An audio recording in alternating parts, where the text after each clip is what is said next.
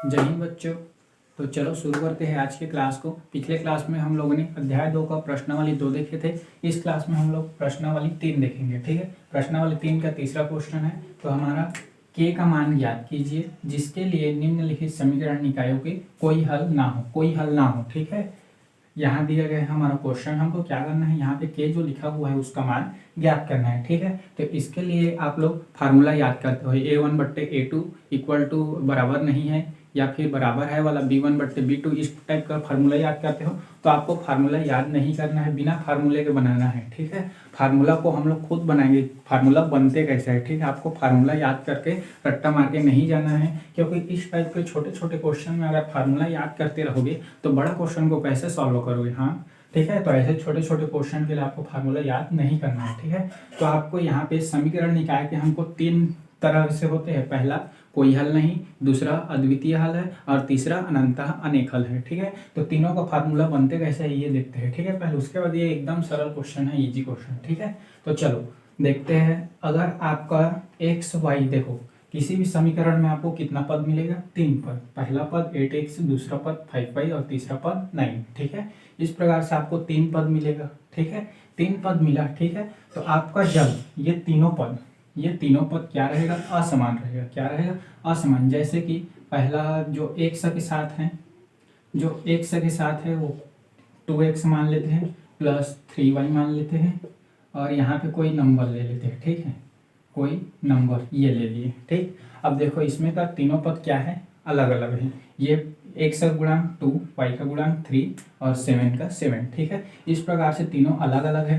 तीनों अलग अलग है कहने का, अब हम लोगों ने मानो इसको a बना लिए, इसको b बना लिए, इसको c बना लिए। ठीक है, तो यहाँ पे देखोगे, देखो a का मान कितना है 2, b का मान कितना है 3 और c का मान 7। यहाँ पे देखोगे तो a और b बराबर है क्या, नहीं है। a और b बराबर है क्या, नहीं है। तो इसको हम लोग क्या लिखेंगे, a बराबर नहीं है b का, यही तो लिखेंगे ना, a बराबर नहीं है b का। ठीक है, a बराबर नहीं है b का और b भी बराबर नहीं है c का। ठीक है, यह हो गया हमारे एक समीकरण के लिए। और मान लो एक और समीकरण दे दिया है तो इन सब को कर दो a1 b1। ठीक है, अब देखो इसके नीचे में a2, इसके नीचे में b2, इसके नीचे में c2। इस प्रकार से ये फार्मूला बन गया। याद रखना, अगर तीनों बराबर नहीं है तब आपका अद्वितीय हल होता है। अद्वितीय हल प्राप्त होता है। अद्वितीय कहने का मतलब x और y का एक अचर पद मिलेगा, अचर संख्या मिलेगा, अचर संख्या। ठीक है, अचर संख्या प्राप्त होता है। ठीक है, अचर संख्या अर्थात यहाँ पे हमको x और y का वैल्यू मिलता है। ठीक है, देखो अगर तीनों पद नहीं है तो क्या होगा हमारा अद्वितीय हल। अब तीनों पद बराबर नहीं है तो यहाँ बराबर नहीं है तो डालेंगे ना, तो a1 बराबर नहीं है किसके, b1 के। ये फार्मूला है। अब आप लोग इसको याद करोगे तो मजा थोड़ी ना आएगा। आपको देखना है यहाँ पे 2 और 3 बराबर है, नहीं है, तो a बराबर नहीं b का। ठीक है, एक समीकरण था a1 b1 c1 और 2 समीकरण दे दिया है तो a1 फिर से नीचे में बट्टे में मारते जाओ। ठीक है, इसको याद नहीं करना है। दूसरा देखते हैं, जब मान लो ये कब के कंडीशन में है, जब तीनों अलग अलग रहेगा। ठीक है, दूसरा कंडीशन मान लो आप लोग हल कर रहे हो और जो x है और जो y है, ठीक है, और जो यहाँ ले लेते हैं कोई नंबर। ठीक है, कोई भी नंबर, ये 5 ले। ठीक है, यहाँ पे क्या कंडीशन आ रहा है, जो ये है और ये है क्या है, सेम है, दोनों सेम है। या किसी वजह से जो ये वाला है 0 हो जाता है और ये वाला भी 0 हो जाता है। ठीक है, किसी कंडीशन में जैसे 2x में 2x को घटाएंगे तो क्या आ जाएगा हमारा 0 और ये इधर का सेम आता है। अर्थात कहने के ये अर्थ है कि जो x है और जो y है दोनों की वैल्यू क्या आ जाता है, बराबर। किंतु जो c है वो तो बराबर नहीं हुआ है, तो यहाँ के लिए हमारा फार्मूला ये वाला क्या है, हमारा a बराबर है किसके, इसको b मानी है b के, लेकिन b बराबर नहीं है किसके, c के। देखो ये बराबर है, ये बराबर है, तो ये भी बराबर है और लेकिन c के लिए बराबर नहीं है। ये हो गया हमारा एक समीकरण। मान लो एक और समीकरण दे दिया है क्वेश्चन में, हमारा क्वेश्चन में एक और समीकरण ले लेते हैं, 3x plus 3y equal to 7 ये दे दिया है। तो इसके लिए हम लोग a1 b1 c1 और इसको क्या मान लेंगे हम लोग, a2 b2 c2। हो गया फार्मूला। इसको याद थोड़ी ना करेंगे हम लोग, ठीक है। जब दो समान मिलेगा तब क्या रहेगा हमारा, कोई हल नहीं, कोई हल नहीं, ठीक है। जब दो समान हुए ए और बी, अर्थात एक्स और वाई की वैल्यू कितना होगा, 0, एक्स वाई की वैल्यू 0 हुआ तो कोई हल नहीं, ठीक है। लेकिन इधर एक नंबर बचेगा, ठीक है, इधर एक नंबर हमेशा बचेगा, ठीक है। चलो यहाँ पे बहुत से बच्चे लोग ये सोच रहे होंगे, सर यदि ये वाला बराबर नहीं है और ये वाला बराबर हो गया, ये वाला बराबर नहीं है, ये वाला बराबर हो गया, तब क्या होगा। तब देखो बच्चों, यहाँ पे हमको मान लो, देखो यहाँ पे हमारा 2x बराबर नहीं है तो यहाँ क्या आएगा, 3y मान लो, ठीक है। तभी तो बराबर नहीं है, 2 लिखे तो हो गया। और यहाँ बराबर है c1 का वैल्यू क्या है, 5। तो यहाँ पे जब ऐसा कंडीशन आएगा कि ये दोनों बराबर नहीं रहेंगे, ये दोनों बराबर नहीं रहेंगे, ये रहेगा, तो आपको x या y को वैल्यू मिलेगा इसके जैसा, और क्या कहलाएगा, अद्वितीय हल है। ये क्या है, कोई हल नहीं, ठीक है। अब तीसरा देखते हैं, अनंतः अनेक हल है, यहाँ पे देखते हैं, ठीक है। तीसरा कंडीशन ये आ सकता है 2x 2y और यहाँ भी 2, ठीक है। अर्थात सभी का मान, ये भी 0, ये भी 0, ये भी 0, तीनों का मान किसी कारणवश से क्या हो जाता है, शून्य हो जाता है, तीनों का, ये भी, ये भी, ये भी। तो यहाँ के लिए आपका रहेगा अनंतः अनेक हल है, अनंतः अनेक हल है। अब इसके लिए फार्मूला क्या बनेगा, ये क्या है, 0 है, ये क्या है, 0 है, ये क्या है, 0 है, अर्थात तीनों क्या हो रहे हैं, बराबर है। तो इसके लिए क्या हो जाएगा, a बराबर है किसके, b के, b किसके बराबर है, c के, तीनों क्या है, बराबर है, 0 0 0, तीनों बराबर है। अब मान लो दो समीकरण दिया है, ये तो एक समीकरण हो गया, और मान लो ऐसी दो समीकरण दिया है तो a1 a2 b1 b2 c1 c2, ठीक है। आपको ध्यान रखना है, तीनों अगर अलग अलग है तब क्या मिलेगा, अद्वितीय हल। फार्मूला कैसे बनेगा, तीनों बराबर नहीं है हमें मिलेगा, ठीक है, क्योंकि बराबर नहीं है तो नहीं है। दूसरा कंडीशन, x और y क्या हो रहे हैं, शून्य हो रहे हैं, x और y शून्य हो रहे हैं, अर्थात 0 0, ये दोनों बराबर है, तो ये क्या है हमारा, बराबर है किंतु ये बराबर नहीं है, ठीक है। ये बराबर है किंतु ये बराबर नहीं है, तब क्या मिलेगा, कोई हल नहीं। तीसरा क्या मिल रहा है, तीनों 0 हो गया, तीनों 0, पहले में कोई 0 नहीं, दूसरे में 2 0 और तीसरे में कोई 0 नहीं, कोई 0 नहीं है, तब ये भी बराबर है, ये भी बराबर, ये भी बराबर, तीनों बराबर है, तब तीनों बराबर है, और ये हो गया हमारा फार्मूला, ठीक है। तो इस तरह से इसके फार्मूला को बनाना है, आपको क्वेश्चन देकर बनाना है, ठीक है। तो चलो देखते हैं, अब इसको सॉल्व करते हैं, ठीक है। उम्मीद करता हूँ ये पसंद आया होगा, ठीक है। छोटे क्वेश्चन के लिए फार्मूला कभी याद नहीं करना है, खासकर हमारे मैथ्स मैजिक क्लास में, ठीक है। चलो अब समझते हैं, के का मान ज्ञात कीजिए जिसके लिए निम्नलिखित समीकरण निकायों के कोई हल ना हो।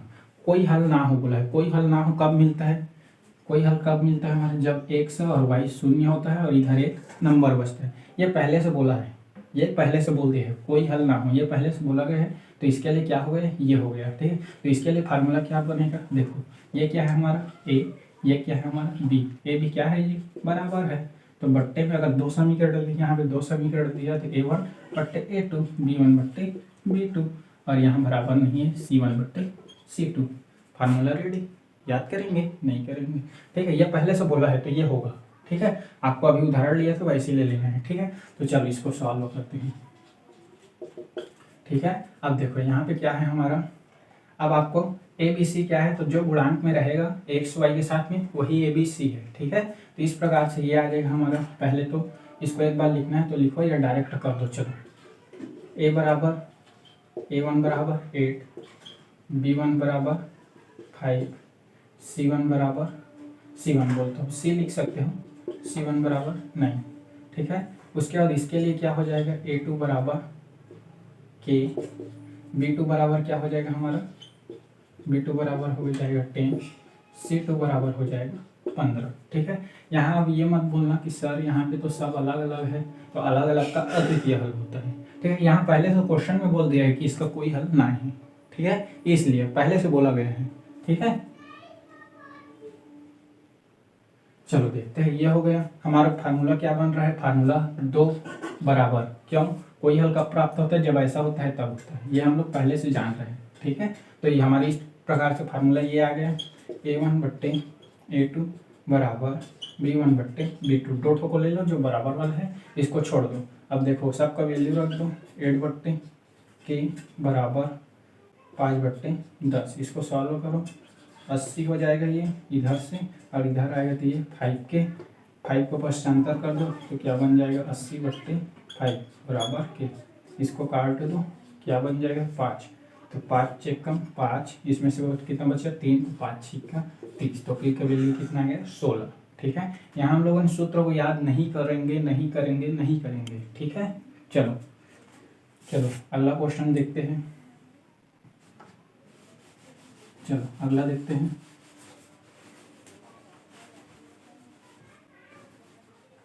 कोई हल ना हो तो सीधा समझ जाना, कोई हल नहीं है मतलब समझ जाना एक्स और वाई क्या है 0 है। ठीक है, लेकिन यहाँ एक नंबर बच रहा है, कोई भी नंबर, ठीक, तो आपको उसको छोड़ देना है। दूसरा क्वेश्चन हमारा दिया है, क्वेश्चन में बुक से लेते हैं, बुक ही है हमारे पास।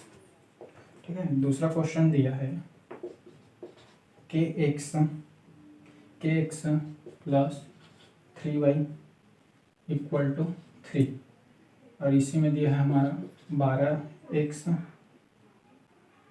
12x प्लस के वाई इक्वल टू 6। ठीक है, ये हमारा क्वेश्चन है। इसके लिए भी कोई हल नहीं है बोला है, तो क्या रहेगा यही रहेगा। तो इस हिसाब से हमारा फार्मूला क्या आ जाएगा, ए और बी क्या रहेगा बराबर रहेगा, तो ये हो गया ये। ठीक है, चलो क्या हो जाएगा हमारा यहाँ पे ABC A1 बराबर के। ठीक है, A1 की जगह क्या आ गया B1 equal to 3, C1 equal to 3। ठीक है, यहाँ पे क्या हो जाएगा A2 बराबर 12, B2 बराबर Y के। ठीक है, गुणांक देखना है, और C2 इक्वल टू 6। ठीक है, चलो रख देते हैं A1/A2 बराबर B1/B2, और इसको लिखना ही नहीं है। ठीक है, छोड़ देना चुपचाप। चलो वैल्यू डाल दो इक्वल टू 3/के का स्क्वायर 12 36 के का, इसको वर्ग को पश्चांतर करो तो क्या बन जाएगा हमारा वर्गमूल। 36 किसका होगा 6, प्लस माइनस क्यों वर्गमूल लगा है। ठीक है, इस तरह से ये आंसर हो जाएगा। अगला क्वेश्चन आप लोगों को बनाना है जो और दिया है बुक में। ठीक है, चलो मैं इरेज करता हूँ।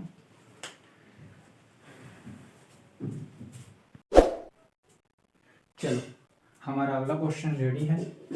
के का मान ज्ञात कीजिए जिसके लिए निम्नलिखित समीकरण निकायों के अद्वितीय हल प्राप्त हो। ठीक है, इसके पहले क्या देखे थे, कोई हल ना हो, अब देखेंगे अद्वितीय हल है।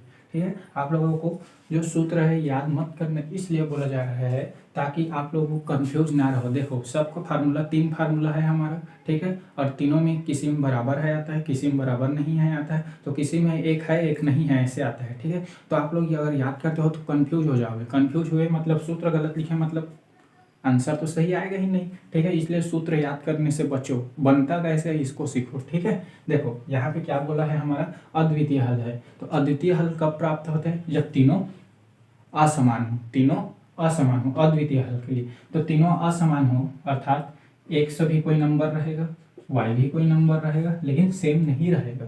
ठीक है, और यहाँ भी कोई नंबर रहेगा लेकिन सेम नहीं रहेगा। इस हिसाब से इसका फार्मूला बनाएंगे तो क्या बन जाएगा हमारा a b बराबर नहीं है, क्यों अलग अलग है, और c भी क्या रहेगा हमारा बराबर नहीं है। ये हो गया एक समीकरण के, दो समीकरण लिखा है तो इसमें 1 1 दे दो और बट्टे में A2 बराबर नहीं है B2 C2। क्या कर रहे हैं हम लोग, याद कर रहे हैं इसको नहीं ना। हाँ, इसीलिए आप लोग कंफ्यूज ना हो, बनाना सीखोगे, कंफ्यूज कभी होगे ही नहीं। क्यों, क्योंकि आपको बनाना आता है। चलो तो देखते हैं। ठीक है, यहाँ से फिर से जो x और y के गुणांक है उसी को ABC लेते हैं लाइन से, ये A हो BC लाइन से ABCD। ठीक है, तो A बराबर A1 बराबर क्या आ जाएगा K, B1 बराबर क्या आ जाएगा 2, C बराबर क्या आ जाएगा 5। ठीक है, यहाँ A2 बराबर आ जाएगा हमारा 3, B2 बराबर आ जाएगा हमारा 1, कुछ नहीं है तो 1, C2 बराबर आ जाएगा 1।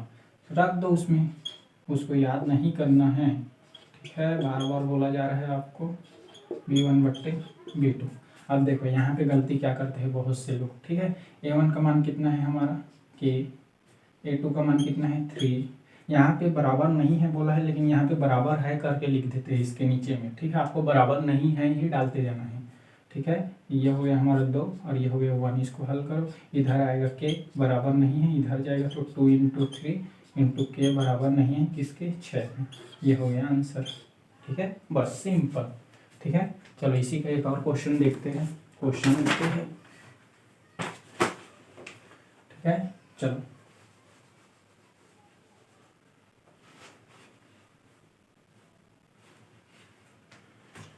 चलो हमारा एक और क्वेश्चन है के एक्स प्लस 3y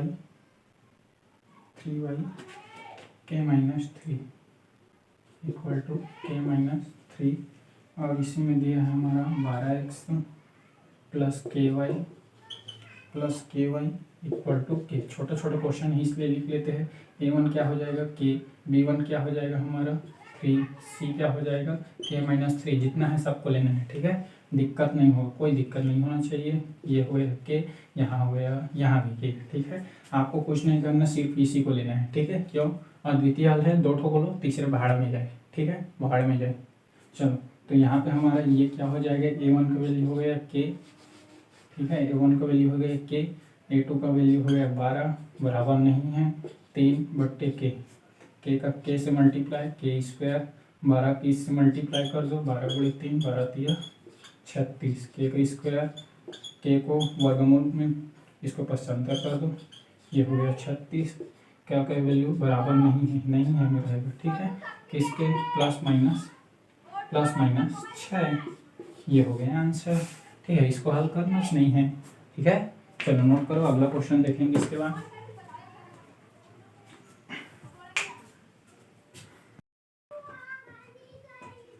चलो हमारा अगला क्वेश्चन रेडी है। ठीक है, ये तीसरा टाइप का है। के का मान ज्ञात कीजिए जिसके लिए निम्नलिखित समीकरण निकायों के अनंतः अनेक हल है। क्या बोला गया है, अनंतः अनेक हल है।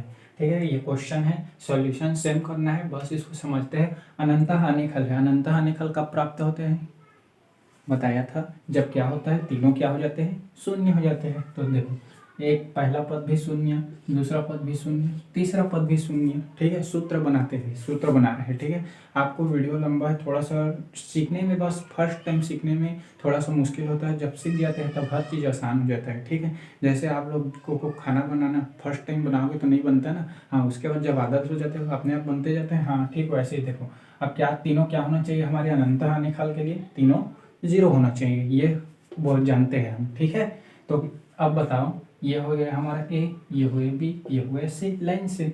अब ये बताओ, ए और बी बराबर है या नहीं है, सर बराबर है। ठीक है, बराबर है। बी और सी बराबर है या नहीं, सर बराबर है।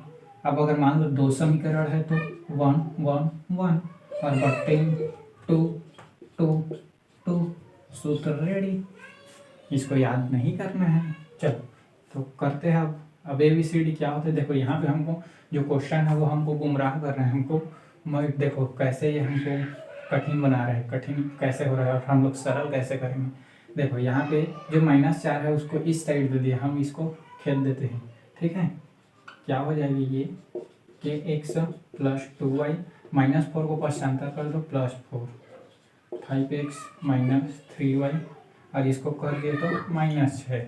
देख कर घबराना नहीं है। ठीक है, यही अब देखो पहले बनाए थे कोई हल नहीं, और जिसके अद्वितीय हल है वैसे वाला हो गया। ठीक है, अब यहाँ से निकालो a1 बराबर के, b1 बराबर 2, c1 बराबर 4। ठीक है, इसी प्रकार हमारा हो जाएगा a2 क्या हो जाएगा 5, b2 क्या हो जाएगा हमारा -3, और c क्या हो जाएगा हमारा -6। ठीक है, इसको ले लो 2 ठो को, इसको छोड़ दो, कोई मतलब नहीं। ठीक है, इसका ले लेते हैं, 2 ठो को ले लोगे अपने आप हल हो जाएगा। ठीक है, तो a1 बट्टे a2 बराबर b1 बट्टे b2। इसको निकालना आ गया तो कंफ्यूज हो गई ही नहीं ना, सूत्र याद किए नहीं है हम लोग, तो भूलेंगे क्या। चलो देखो, यहाँ पे a1 का वैल्यू क्या है k, b का वैल्यू क्या है 5, b1 का क्या है 2, ये हो गया -3 हो गया। यहाँ पे k मल्टीप्लाई हुआ, और यहाँ क्या हो जाएगा 5 दूनी 10। इस प्रकार से k बराबर ये 10, -3 को उधर भेज देते हैं, भाड़ में जाओ, बाहर पश्चांतर कर दिए तो ये आ गया, और यही हमारा क्या है आंसर, -10/3। के का वैल्यू कितना आया, -10/3। ठीक है, उम्मीद करता हूँ ये चीज़ आप लोगों को अच्छे से समझ में आया होगा। ठीक है, चलो तो मिलते हैं अब नेक्स्ट वीडियो में, तब तक के लिए जय हिंद।